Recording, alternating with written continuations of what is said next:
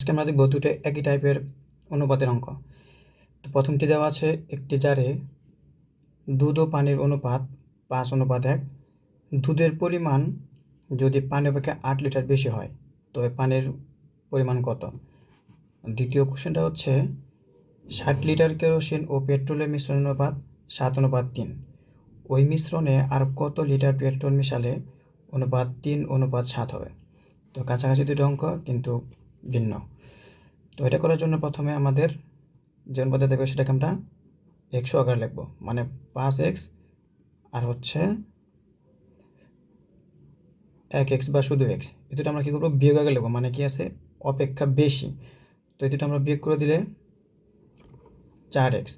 তো দেওয়া আছে কি 8 লিটার বেশি, তো যে মান দেওয়া থাকবে সেটা সমান আমরা 8 লিখব, বা তাহলে এখান থেকে x হচ্ছে 2। তাহলে আমাদের পানির পরিমাণ ছিল শুধু x, তাহলে x ইকুয়ালটা আমাদের 2। আর যদি পানির পরিমাণ যদি দুধের পরিমাণ চাইতো তাহলে এক্সের 4 দিয়ে গুণ করে দিতাম, তাহলে শুধু 8 হতো। তাহলে আমাদের অ্যান্সার হচ্ছে 2।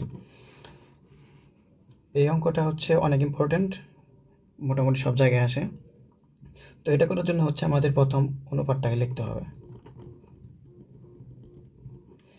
তো এরপর কাজ হচ্ছে এই 3 দ্বারা উপরের 2 অনুপাতকে গুণ করতে হবে। 3 × 7 = 21, 3 × 9।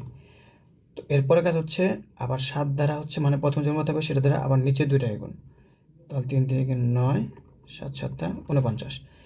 তো এর পরে কাজটা হচ্ছে কত লিটার দেওয়া আছে। তো লিটার লেখার পরে আমরা গুণ দিব। গুণ দেওয়ার পরে এই যে এই প্রথমটার দ্বিতীয়টা এবং দ্বিতীয়টা আমরা বিয়োগ আকারে দেব। তাহলে হচ্ছে 49 থেকে 9 গেলে 40। আর দ্বিতীয় কাজ হচ্ছে এই দুইটাকে আমরা যোগ আকারে লিখব, মানে প্রথম অনুপাতটা যে হবে সেটা হচ্ছে আমরা যোগ আকারে লিখব। তাহলে যোগ দিলে 9 আর 21 = 30। তো 60 দিয়ে কাটলে 2, তাহলে 80। তাহলে 80 হচ্ছে অ্যান্সার।